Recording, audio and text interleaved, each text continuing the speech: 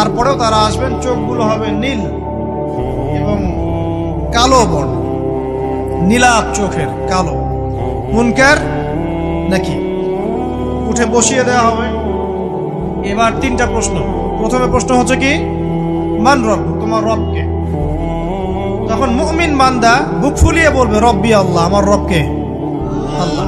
পৃথিবীতে যে ব্যক্তি আল্লাহর সাথে শিরিক করে নাই, আল্লাহ তাওহীদের উপর থেকেছে এবং তার উপরে মৃত্যুবরণ করেছে, ইনশাআল্লাহ সে ব্যক্তি এর উত্তর নির্দ্বিধায় দিতে পারবে।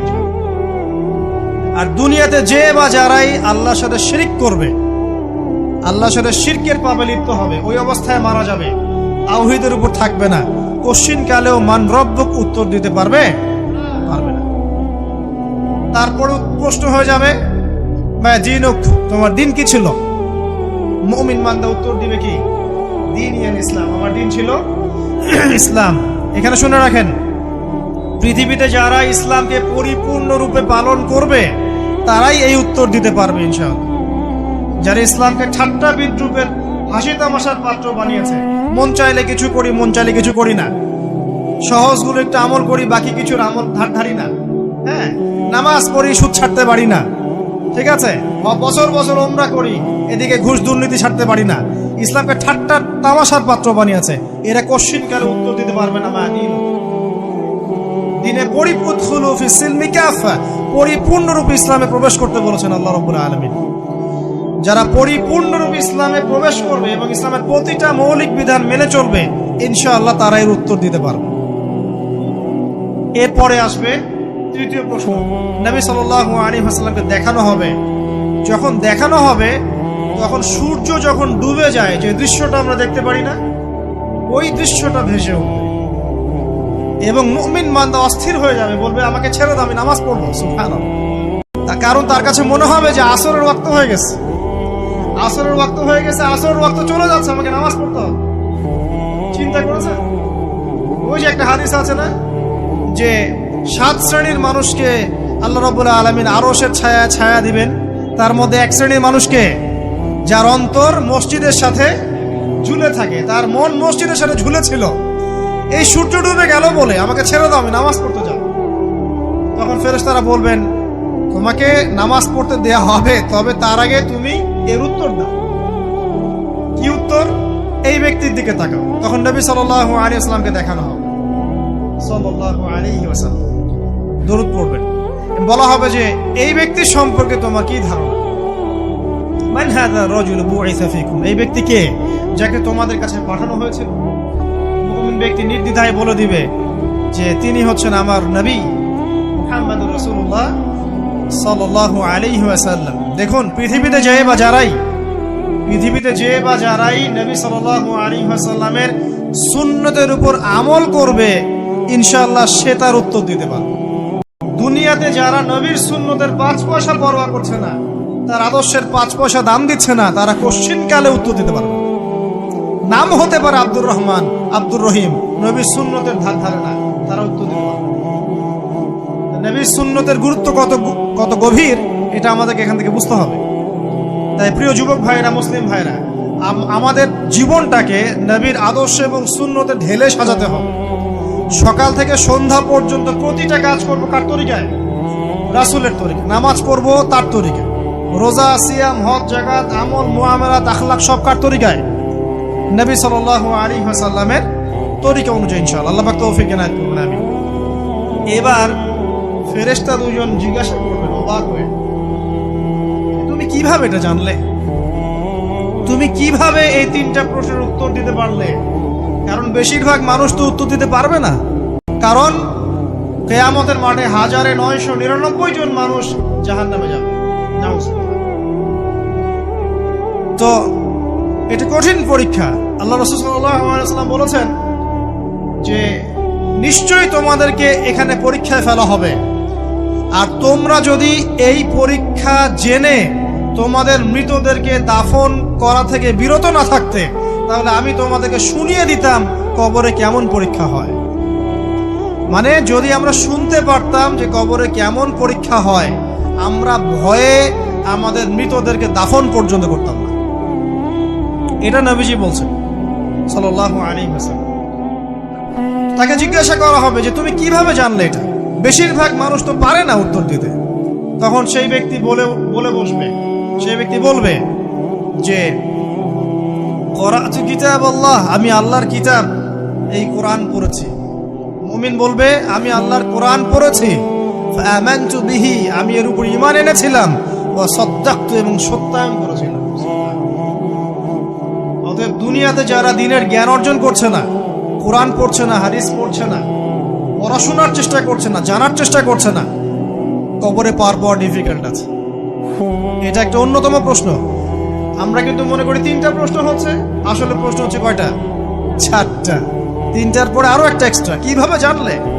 তখন উত্তর দিচ্ছে আমি আল্লাহর কিতাব পড়েছি, ঈমান এনেছি, সত্যায়ন করেছি। সুবহানাল্লাহ। নবী সাল্লাল্লাহু আলাইহি ওয়াসাল্লাম হাদিসের পরের অংশে বলছেন যে যখন কাফের বান্দাকে উঠানো হবে, তখন ডানেও কিছু নাই, বামেও কিছু নাই, সামনে পিছনে কিচ্ছু নাই। মাথার দিক থেকে ফেরেশতারা চলে আসবে, উঠিয়ে বসানো হবে, প্রশ্ন করা হবে কে তোমার রব? একটাই উত্তর, লা আদরি, আমি জানি না। কি তোমার দিন? লা আদরি, আমি জানি না। এই যে আল্লাহর তো খবর নাই, আল্লাহ পাকের বিধান মেনে চলার কোনো খবরই নাই, পরোয়াই নাই। সে জানবে কিভাবে ইসলাম কি জিনিস? সে জানবে কিভাবে আল্লাহ কি জিনিস? ও তো আল্লাহকে চিনেই না। দিব্যি বলে বেড়াচ্ছে মহাবিশ্ব সৃষ্টি হয়েছে বিগ ব্যাং থেকে, আল্লাহ বলে কেউ নাই। মানুষ সৃষ্টি হয়েছে বান্দর থেকে, নাউজুবিল্লাহ। মানুষ তো আল্লাহকে চিনছে না। এখনো মানুষ মনে করছে যে আল্লাহ বলতে কেউ নাই। এবং এই মুক্ত চিন্তার নামে, বাক স্বাধীনতার নামে নাস্তিকতার যে চর্চাটা বেড়েছে বাংলায়, এটা আশঙ্কাজনক। বড় বড় বিশ্ববিদ্যালয় থেকে পড়ে আসছে, অনেক সময় দেখলাম বড় বিশ্ববিদ্যালয়ের প্রফেসর, সে বলছে যে মহাবিশ্ব বিগ ব্যাং দিয়ে সৃষ্টি হয়েছে, সৃষ্টিকর্তা নাই এখানে। তো মুসলিম বিজ্ঞানীর একটা কথা বলতেন যে মানুষ বিজ্ঞান সম্পর্কে অল্প জানলে নাস্তিক হয়ে যায়, আর অনেক গভীর জ্ঞান অর্জন করলে আল্লাহর কাছে আত্মসমর্পণ। খেয়াল করে দেখবেন ডক্টর, ইঞ্জিনিয়ার যারা বড় বড় লেভেলে চলে গেছেন, অনেক সিনিয়র, তারা কিন্তু বেশিরভাগ নামাজি দেখবেন, নামাজ পড়ে, দান সৎকার করে, সমাজ কল্যাণমূলক কাজ করে। তারা কিন্তু রোগীর সেবা করতে গেলেও বলে যে নামাজ পড়িয়েন, রোজা রাখিয়েন, তারা কিন্তু বলে। অনেক ডক্টর আমি দেখেছি এমন, যারা যত বেশি গবেষণা করে তারা তত বেশি আস্তিক হয়ে যায়। আর টুটাফাটা গবেষণা করলে নাস্তিক হয়ে যাবে।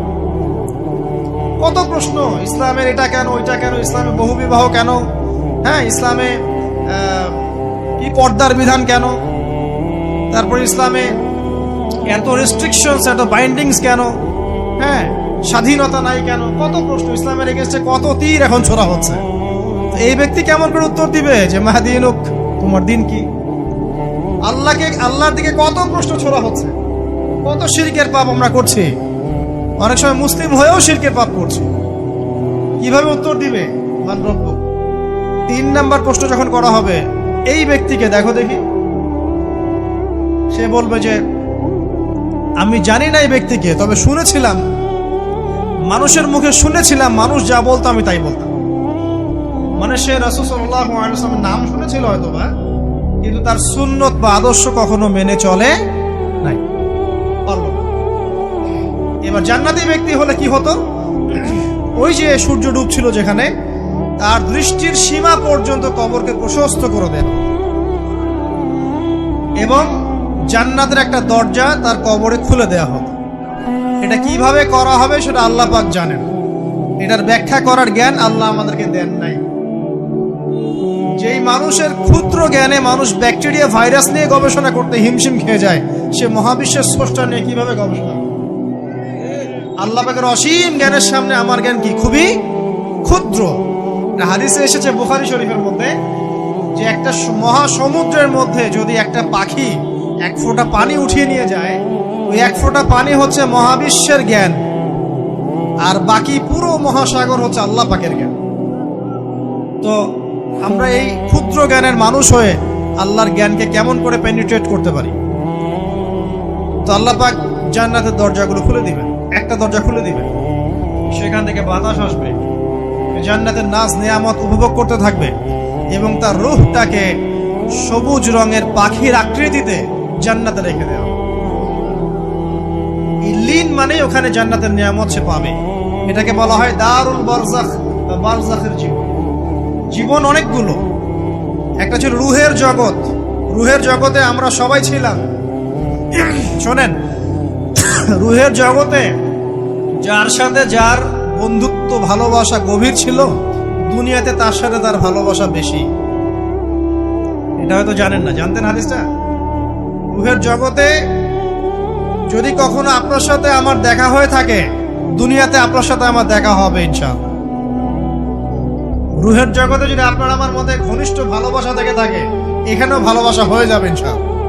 এটা বলে আমি আবার তোমাদের বয়ফ্রেন্ড গার্লফ্রেন্ড ভালোবাসা বুঝাই নাই, ওই ভালোবাসার কথা বলি না। আবার রুহের জগতে বিদ্বেষ, এখানেও দেখবেন বিদ্বেষ। ওটা একটা জগৎ ছিল যেখানে আল্লাহ পাক সমস্ত আদম সন্তানকে সৃষ্টি করে তাদের রূহটাকে রেখেছিলেন এবং ওয়াদা নিয়েছেন। কি ওয়াদা? আল্লাহ পাক বলেছিলেন, আলাস্তু বিরাব্বিকুম, সূরা আরাফের 182 নম্বর আয়াত পড়ে দেখবেন। 182 নম্বর আয়াত আল্লাহ পাক বলেছিলেন যে আমি ওয়াদা নিয়েছিলাম, আলাস্তু বিরাব্বিকুম, আমি কি তোমাদের রব নই? আমরা সবাই বলেছিলাম, বালা ইয়া রব্বি, অবশ্যই আপনি আমাদের রব। দুনিয়াতে এসে আমরা ভুলে গেছি। এই ভুলে যাওয়াটা মনে করায় দেওয়ার জন্যই আল্লাহ পাক আসমানে কিতাব নাজিল করেন, নবী রাসূল পাঠান, আমাদের কান পর্যন্ত ইসলামের দাওয়াত পৌঁছে দেন, যাতে আমরা মনে করতে পারি। এবার আসেন রুহের জগতের পর আসলাম এই যে দুনিয়ার জগৎ, দারুদ দুনিয়া। দুনিয়ার মধ্যে আছি হয়তো 50, 60, 70, 100 বছর হাইয়েস্ট। এরপর যাবে দারুল বারজাখ, বারজাখের জগৎ। পাপী ব্যক্তি হলে জাহান্নামের দরজা খুলে দেওয়া হবে, আর জাহান্নামের সে আযাব ভোগ করতে থাকবে। এবং পুণ্যবান ব্যক্তি হলে জান্নাতের দরজা খুলে দেওয়া হবে এবং এর নাজ নেয়ামত সে ভোগ করতে থাকবে। তখন তাকে বলা হবে, এটা জান্নাতের সেই জায়গা যেখানে তুমি থাকবে। এটা দেখার সাথে সাথে, শোনার সাথে সাথে তার যে খুশি উৎফুল্লতা আরো অনেক বেড়ে যাবে। এবং সে কি করবে জানেন? সে পৃথিবীতে ফিরে আসতে চাইবে। সে বলবে, আমাকে আমার পরিবার বর্গকে জানাতে দেন, আমাকে আমার পরিবার বর্গকে জানাতে দেন যে আমি ভালো আছি। তখন ফেরেশতারা তাকে বলবেন যে এটা সম্ভব না, তোমার এবং তাদের মাঝে দারুল বারজাখ আছে, তুমি এটা ভেদ করে যেতে পারবে না। তখন তার আত্মাটাকে ইল্লিনে দেওয়া হবে, একটা সবুজ পাখির আকৃতিতে জান্নাতে ঘুরে বেড়াবে ইনশাআল্লাহ। আর যদি জাহান্নামী হয়, তাহলে যে বললাম, দরজা খুলে যাবে জাহান্নামের, মর্মান্তিক আযাব তার দিকে আসতে থাকবে। কবর সংকুচিত হয়ে আসবে এমন ভাবে যাতে তার বাম পাজর ডান পাজরের ভিতরে এইভাবে ঢুকে যাবে। এই আযাব চলতে থাকবে ইলা ইয়াউমি ইউবআসুন, পুনরুত্থানের দিন পর্যন্ত। এখন এই যে হাদিসটা আপনারা শুনলেন, এই হাদিসটা ব্যক্তি কেন্দ্রিক নয় কি? এখানে তিনটা বিষয় আপনাকে ফোকাস করতে হবে আমাদেরকে। এক, তাওহীদ, আল্লাহ পাকের তাওহীদ। দুই, রিসালাত, রাসূলুল্লাহ সাল্লাল্লাহু আলাইহি ওয়াসাল্লামের রিসালাত। এবং আখিরাত, পরকাল। এই তিনটা বিষয় খুব স্বল্প কথায় বলছি। দেখুন, তাওহীদ কি? আল্লাহ পাকের একত্ববাদ। এক আল্লাহকে আপনি সৃষ্টিকর্তা মানবেন, রিজিক দাতা মানবেন, পালন কর্তা মানবেন, সন্তান দাতা, ভালো মন্দের মালিক, সমস্ত কিছুর মালিক কে? আল্লাহ। আল্লাহ আল্লাহ আমাকে বাঁচিয়ে রেখেছেন, আল্লাহ আমাকে মৃত্যু দিবেন, আল্লাহ আমাকে রিজিক দেন, আল্লাহ আমাকে সন্তান দিবেন, আল্লাহ আমার ভালোর মালিক, আল্লাহ মন্দের মালিক, আল্লাহ সমস্ত কিছুর মালিক। এই কনসেপ্ট পরিষ্কার থাকবে, লা ইলাহা ইল্লাল্লাহ পরিষ্কার থাকবে। সমস্ত বিষয় কার পক্ষ থেকে? আল্লাহর পক্ষ থেকে। তাওহীদ, শর্ট সংক্ষিপ্ত কথায় বললাম তাওহীদ। এর মধ্যে তিনটা ক্লাসিফিকেশন আছে, রুবুবিয়্যাত, উলুহিয়্যাত, আসমা ও সিফাত। এটা আপনারা কিতাবুত তাওহীদ বই থেকে পড়ে নিয়েন। সংক্ষেপে বলে দেই, রুবুবিয়্যাত আল্লাহ পাকের সমস্ত বিষয়গুলো তার দিকে সম্বন্ধ করা, সৃষ্টিকর্তা, পালনকর্তা, রিজিক দাতা সবকে আল্লাহ। উলুহিয়্যাত কি? দুনিয়াতে এসেছি আল্লাহ পাকেরই দাসত্ব করতে হবে, অন্য কারো দাসত্ব চলবে না, তাওহীদ উলুহিয়্যাত। আসমা ও সিফাত কি? আসমা ও সিফাত মানে হচ্ছে আল্লাহ পাকের নাম গুণাবলীগুলো আছে। আল্লাহ পাক রহমান, আল্লাহ পাক রহিম, আল্লাহ পাক রাজ্জাক, হ্যাঁ, আল্লাহ পাক গফুর, আল্লাহ পাক শদীদুল ইকাব, সমস্ত গুণাবলী কার? আল্লাহ। এই হলো আসমা ও সিফাত। আল্লাহ পাক যেমন, আল্লাহ পাক তেমন, আল্লাহ পাক নিজের মতো, কারোর সাথে তুলনীয় নন। আল্লাহু আহাদ, একক। আল্লাহুস সামাদ, তিনি অমুখাপেক্ষী। লাম ইয়ালিদ ওয়া লাম ইউলাদ, তিনি জন্ম দেননি, জন্মিতও নন। ওয়া লাম ইয়াকুল লাহু কুফুয়ান আহাদ, তার সমতুল্য আর কিছুই নাই। আল্লাহ থেকে সবকিছু হয়, এটাই হলো তাওহীদ। এখন এর তাওহীদের বিরুদ্ধে গেলে কি হয়ে যাবে? কেউ যদি মনে করে যে আল্লাহ ছাড়া কেউ আমাকে জীবন দিতে পারে, আল্লাহ ছাড়া কেউ আমাকে মারতে পারে, আল্লাহ ছাড়া কেউ আমাকে রিজিক দিতে পারে, অথবা আল্লাহ ছাড়া কেউ সন্তান দিতে পারে, আল্লাহ ছাড়া অন্য কারোর কাছে কেউ যদি দোয়া করে, আল্লাহ ছাড়া অন্য কারোর জন্য নজর মানত করে, আল্লাহ ছাড়া অন্য কারোর নামে কসম খায়, আল্লাহর হালালকে হারাম করে দেয়, আল্লাহর হারামকে হালাল করে নেয়, ঠিক আছে? আল্লাহ থেকে শুভ অশুভ আসে না, শুভ আল্লাহর পক্ষ থেকে আসে, অশুভ শয়তানের পক্ষ থেকে আসে, এমনও যদি কেউ মনে করে, শুভ অশুভ দুটোই আল্লাহর পক্ষ থেকে আসে, কিন্তু কেউ যদি মনে করে না শুভগুলো আল্লাহর পক্ষ থেকে, অশুভগুলো শয়তানের পক্ষ থেকে, এমনও যদি মনে করে, শিরক হয়ে যাবে। মুসলিমরা চলাফেরায় শিরক করছে। এখন মুসলিমরা আল্লাহ ছাড়া অন্য কারোর কাছে চাচ্ছে, মুসলিমরা অনেকে কবরে সেজদা করছে, মুসলিমরা অনেকেই মৃত মানুষের কাছে দোয়া করছে, হাতে বালা পরে আছেন, খোলেন না। কেন খোলেন না? ভয়ে যদি আপনার ক্ষতি হয়, শিরক। মুসলিমরা দেখবেন আগুনের সামনে মাথা নত করছে, মুসলিমরা এখন মেডিটেশন করে, ধ্যান করে, মুসলিমরা জিনকে তাবে করতেছে। অনেক সময় দেখা যায় মুসলিমরা জাদু করতেছে, জাদুবিদ্যা, কুফরি কালাম করছে না? করছে। সবই শিরক, সবই শিরক। মুসলিমরা দেখবেন আল্লাহর হালাল যেগুলো আছে এগুলোকে হারাম করে ফেলছে, আবার অনেক সময় আল্লাহর হারামগুলোকে হালাল করে নিচ্ছে। সুদ কি ভাই? এখানে ফরজ, হালাল করে নেওয়া হয়েছে। মদ কি? তোমাদের কাছে তো ওয়াজিব, না খাইলে ঘুম হয় না। তো এই যে আল্লাহ হারামগুলোকে কি করছি আমরা? হালাল করে ফেলছি, এটাও শিরক, কুফরি একটা। তো এক কথায় তাওহীদের উপর যারা থাকবে, মান রব্বক উত্তর দিতে পারবে ইনশাআল্লাহ। যারা শিরক করে ফেলবে ওই অবস্থায় মারা যাবে, মান রব্বক উত্তর দিতে পারবে না। আমার কথা কি বোঝা যাচ্ছে? আমি সহজ করার চেষ্টা করছি, কিন্তু হয়তো পারছি না, এটা আমার ব্যর্থতা। এক কথায় যদি আমরা কবরের প্রথম প্রশ্নের উত্তর দিতে চাই, তাহলে আমাদেরকে অবশ্যই তাওহীদের উপর থাকতে হবে, শিরকে যাওয়া যাবে না। প্রিয় ভাইরা, শিরকের পাপ থেকে আজকে তওবা করে ফেলবেন। আল্লাহ জেনে না জেনে জীবনে যত শিরক করেছে আল্লাহ মাফ করে দেবেন, আমিন। এবং আগামী দিনগুলোতে শিরকের পাপে লিপ্ত হয় না।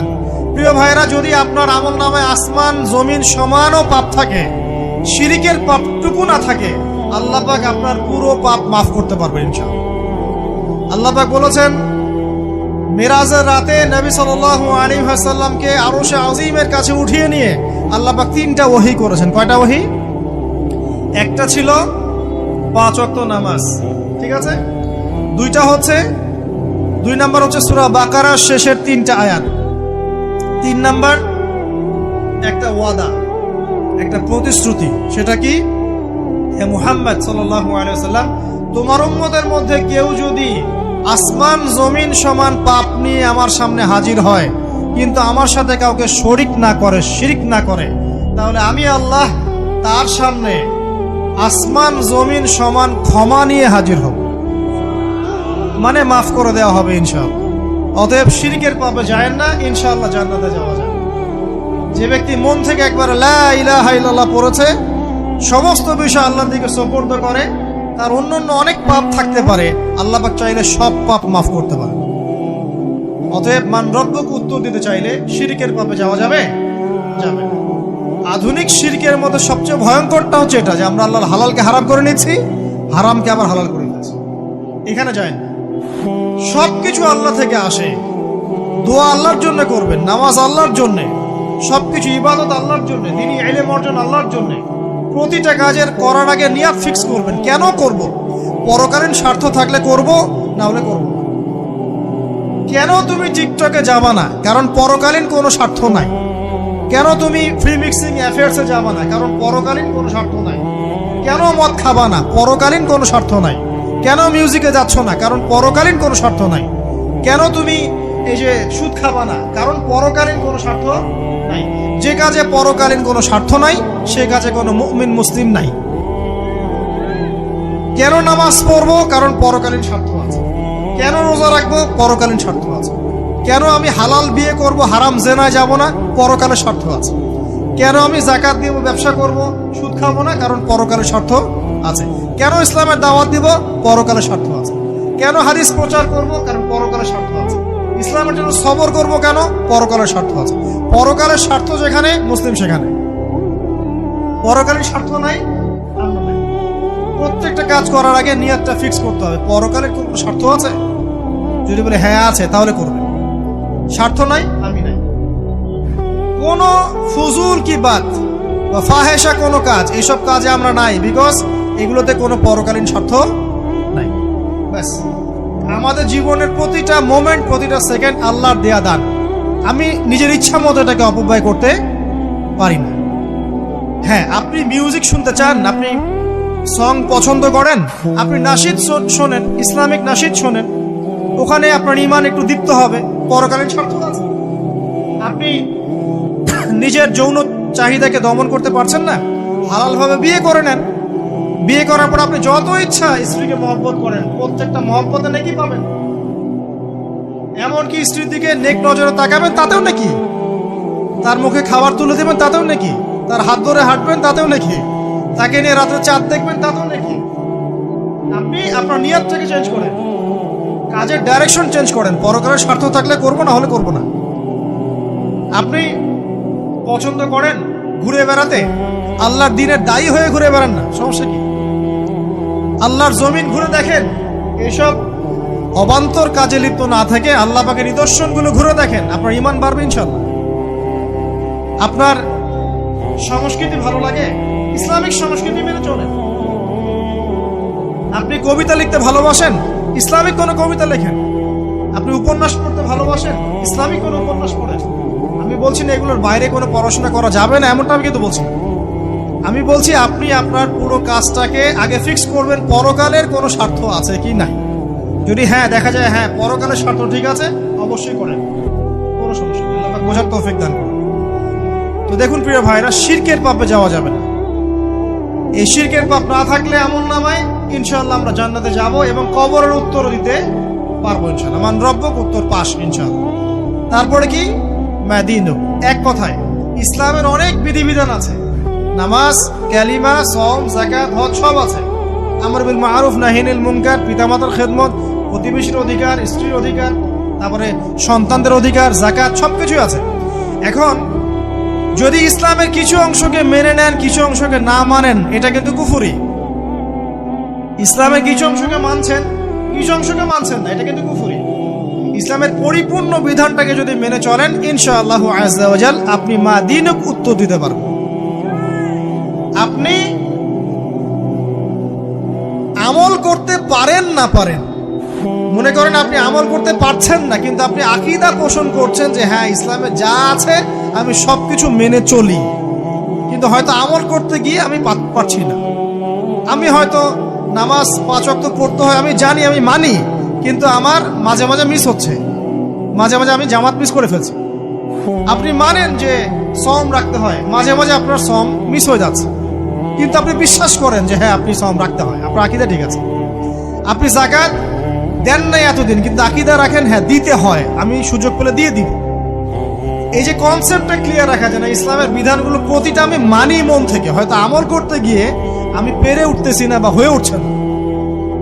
ইনশাআল্লাহ একদিন না একদিন আল্লাহ পাক আপনাকে তৌফিক দিবেন, ইনশাআল্লাহ আল্লাহ পাক তৌফিক দান করুক। কিন্তু কনসেপ্ট যদি ক্লিয়ার না থাকে যে আমি কিছু অংশ মানি, কিছু অংশ মানি না, এটা ইসলাম হলো না। উদখুলু ফিস-সিলমি কাফা, পরিপূর্ণরূপে ইসলামে প্রবেশ করেন। দিনী বোন অনেকে আছে পর্দা হয়তো করতে পারছে না, কিন্তু মনে করে, বিশ্বাস করে যে হ্যাঁ পর্দা করতে হয়, এটা ফরজ। ইনশাআল্লাহ আল্লাহ চাইলে ওকে একদিন তৌফিক দিবেন ইনশাআল্লাহ। হয়তো এখন মুখ খোলা আছে, হয়তো বা আগে গেঞ্জি টি শার্ট পরে ঘুরতো, এখন সেলোয়ার কামিজ পরছে, ঢিলে ঢালা জামা পরছে, এখনো বোরখা পরছে না।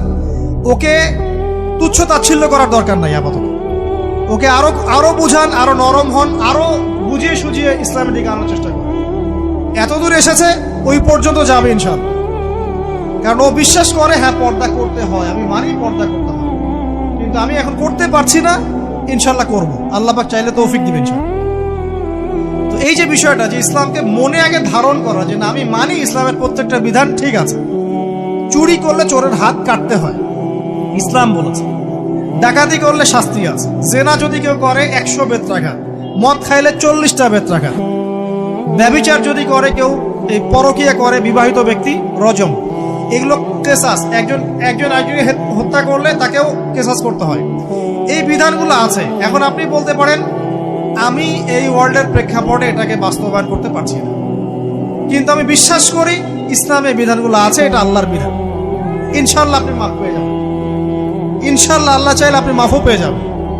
কিন্তু যদি মনে করেন না এই যুগের এগুলা চলেই না, আমি আল্লাহ পাকের এসব বিধান কিচ্ছু মানি না, আমি যে বিধান বুঝি এটাই চূড়ান্ত, তাহলে খবর আছে, তাহলে মায়াদিনে গুরুত্ব দিতে পারবেন।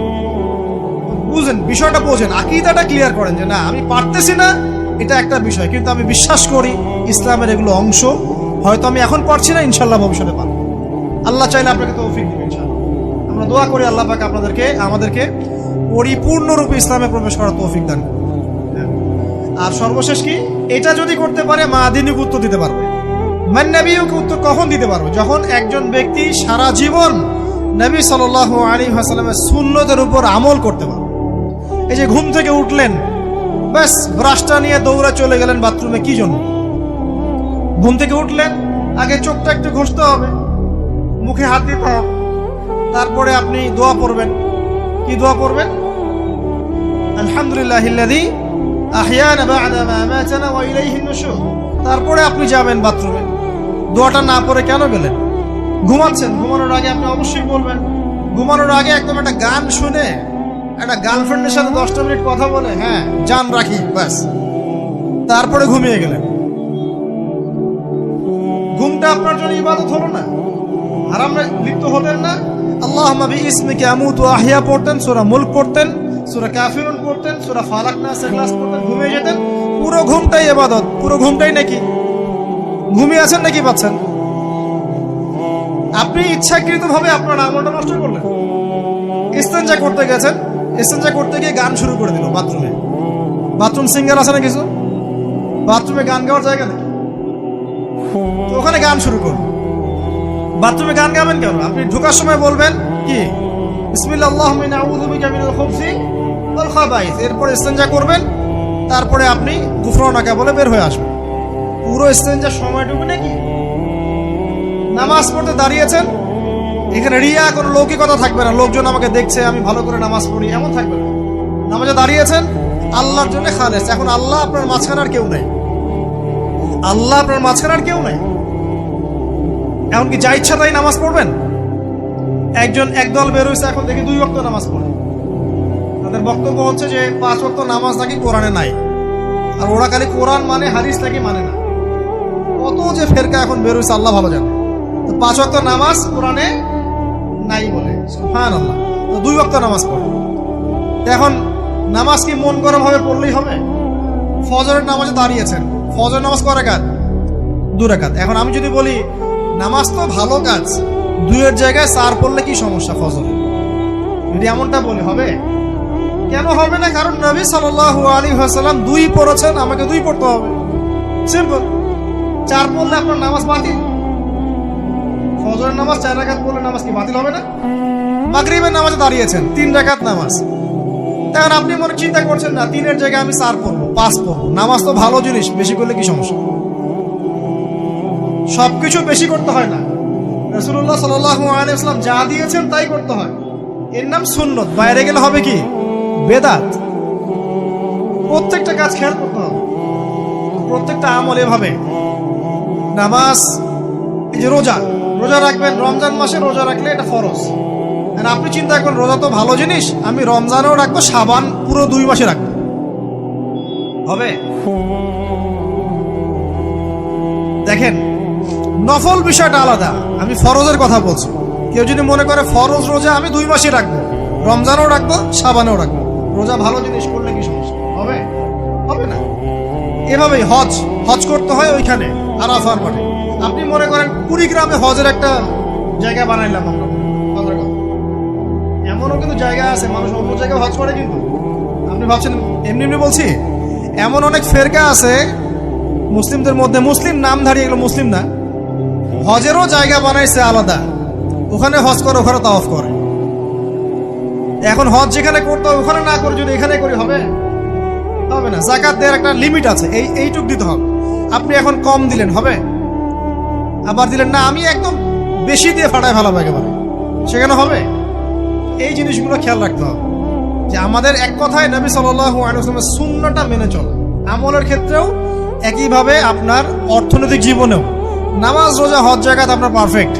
এবার আপনি এসেছেন অর্থনীতির ক্ষেত্রে, এসে মাশাআল্লাহ দাড়ি টুপি জুব্বা নিয়ে মাপে কম দিচ্ছেন, চলবে? দাড়ি টুপি জুব্বা আছে, মানুষকে ঠকাচ্ছেন, মজুদ করছেন, সিন্ডিকেট করছেন, অনেক সময় সরকারকে বিব্রত করে ফেলছেন, মাল মজুদ করছেন, দাম বেড়ে যাচ্ছে, বিব্রত হচ্ছে সরকার। হবে? দাড়ি টুপি পাগড়ি জুব্বা পরে, ভিতরটা আগে। ইমান ভিতরে না থাকলে দাড়ি টুপিতে লাভ আছে? তাকওয়া ভিতরে না থাকলে আমার দাড়ি টুপিতে লাভ আছে? মুহসিন হতে হবে। সো ইকোনমিক সেকশনে গিয়েও নবীর আদর্শ ভুলে যাওয়া যাবে না, সেখানেও তার আদর্শ মেনে চলতে হবে। এভাবে সমাজ জীবন, পরিবার, সর্বক্ষেত্রেই নবীর সুন্নাহ মেনে চললে পরে ওই ব্যক্তিকে উত্তর দেওয়া যাবে ইনশাআল্লাহ, তিনি আমাদের নবী মুহাম্মদ রাসূলুল্লাহ সাল্লাল্লাহু আলাইহি ওয়াসাল্লাম। সর্বশেষ গিয়ে বলা হবে কিভাবে জানলে? তখন উত্তর কি দিবে মুমিন? আমি আল্লাহর কিতাব পড়েছি, ঈমান এনেছি, এরপরে আমি সত্যায়ন করেছি। তার মানে পড়াশোনা করতে হবে না ভাই, আল্লাহর কিতাব পড়তে হবে না? কারা কারা আল্লাহর কিতাব পড়তে জানেন? হাত তোলেন। আলহামদুলিল্লাহ। আগামী রমজান আসার আগেই পুরো কোরআন এক খতম করবেন, পারা যাবে ইনশাআল্লাহ? এবং প্রত্যেক দিন আমাকে ওয়াদা করেন, প্রত্যেক দিন এক পারা করে কোরআন তেলাওয়াত করব, পারবেন ইনশাআল্লাহ? না বলেন পারবো ইনশাআল্লাহ? পারবো ইনশাআল্লাহ। আল্লাহ পাক তৌফিক দান করুন, আমিন। কোরআন পড়তে হবে, শুধু কি জাস্ট তোতা পাখির মতো পড়েই যাবেন সারা জীবন? অর্থটা একটু বোঝার চেষ্টা করবেন না ভাই? করা উচিত না? করা উচিত। যদি আপনার সামর্থ্য থাকে আপনার অবশ্যই করা উচিত। সামর্থ্য নাই, বয়স হয়ে গেছে, পারেন না, সেটা আলাদা বিষয়। সামর্থ্য আছে আপনার অবশ্যই উচিত। আলহামদুলিল্লাহি রাব্বিল আলামিন মানে কি? আর রহমানির রহিম মানে কি? মালিকি ইয়াউমিদ্দিন বলছি, এটা মানে কি? ইয়াকা না'বুদু বলছি, ওয়া ইয়াকা নাস্তাঈন, এর অর্থ কি? ইহদিনাস সিরাতাল মুস্তাকিম মানে কি? সিরাতাল লাযীনা আন'আমতা আলাইহিম গায়রিল মাগদুবি আলাইহিম ওয়ালাদ-দালিন, কি অর্থ? কি বললাম? নামাজে এটার অর্থ জানলে মনোযোগ কি ডানে বামে যাবে? যাবে না ইনশাআল্লাহ। এই যে আল্লাহ পাক বলছেন, ইয়া আইয়ুহাল্লাযীনা আমানু তাকুল্লাহ, হে মুমিনগণ আল্লাহকে ভয় করো, হাক্কা তুকাতিহি ওয়া লা তামুতুন্না ইল্লা ওয়া আনতুম মুসলিমুন, তোমরা এমন ভাবে আল্লাহকে ভয় করো, ভয় করার মতো ভয় করো, এবং পরিপূর্ণ মুসলিম না হয়ে মৃত্যুবরণ করো না। এর অর্থটা জানলে ভালো লাগলো না? বুঝতে পারলাম না কোরআনটা? আল্লাহ বলছেন ওয়াদারু মা বাকিয়া মিনার রিবা, সুদের অবশিষ্ট অংশ ছেড়ে দাও। ওয়া ইল্লাম তাফআলু ফাআযানু বিহারবিন মিনাল্লাহি ওয়া রাসূলিহি, যদি না করো আল্লাহ এবং রাসূলের সাথে যুদ্ধের ঘোষণা শুনে রাখো। অর্থ জানলে হেদায়েত পাওয়া যায় না? অতএব অর্থটা জানার চেষ্টা করো। আল্লাহ তৌফিক ইনায়েত করুন। অর্থ বোঝার ক্ষেত্রে যদি কোনো প্রতিবন্ধকতা পান সামনে, আলেম ওলামার কাছে যাবেন, জিজ্ঞাসা করে অর্থ জেনে নেবেন। নিজে নিজে আবার মন করা ব্যাখ্যা করতে যায় না। কোরআন বুঝতে গেলে হাদিস লাগবে, হাদিসগুলো পড়তে হবে। হাদিসের কিছু বই কিনবেন, রিয়াদুস সালেহিন, ফয়জুল কালাম, এই যে আপনারা পড়েন, মুনতাখাব হাদিস পড়েন, ঠিক আছে, বুলুগুল মারাম মিন আদিল্লাতিল আহকাম, মিশকাতুল মাসাবি, এই বইগুলো বাসায় রাখবেন। এরপরে আস্তে আস্তে কিনবেন আবু দাউদ, তিরমিজি, নাসাই, এগুলো কিনবেন। পরে গিয়ে বুখারী মুসলিমের অনুবাদ কিনবেন, আগে কিনবেন। এগুলো কঠিন হাদিস, এগুলো আগে পড়লে আপনি মাথাটা আপনার কিন্তু ঘুরতে থাকবে। আগে কি ক্লাস 8-এ পড়বেন না আগে এইচএসসি দিবেন? আগে ক্লাস 7-8 পার করে যান, তারপরে দিকে যান। আল্লাহ বোঝার তৌফিক দান করুন। প্রিয় ভাইরা, ইলম অর্জন করতে হবে। ইলম অর্জন করলে পরে আপনি তালেবে ইলম, তালেবে ইলমের পায়ের নিচে আল্লাহর ফেরেশতারা পাখা বিছিয়ে দিবে ইনশাআল্লাহ তাআলা। ইলম অর্জন করে আপনি যখন আলেম হবেন বা দ্বীনের জ্ঞান অর্জন করবেন, তখন আপনি দাওয়াতের কাজও করতে পারবেন। আপনার দাওয়াতে যত মানুষ ইসলামের দিকে আসবে সমস্ত নেকি আপনি পাবেন ইনশাআল্লাহ। এবং যখন আপনি আরো বড় আলেম হয়ে যাবেন, আল্লাহ তৌফিক দান করুন, তখন আসমানের যত মাখলুক এবং জমিনের যত মাখলুক, এমনকি গর্তের মধ্যে যে পিপিলিকা আছে সেগুলোও, এমনকি সাগরের নিচের মাছ আপনার জন্য ইস্তেগফার করবে, দোয়া করবে ইনশাআল্লাহ। আল্লাহ পাক আমাদের সবাইকে শিরক মুক্ত আমল করার তৌফিক দান করুন, আমিন।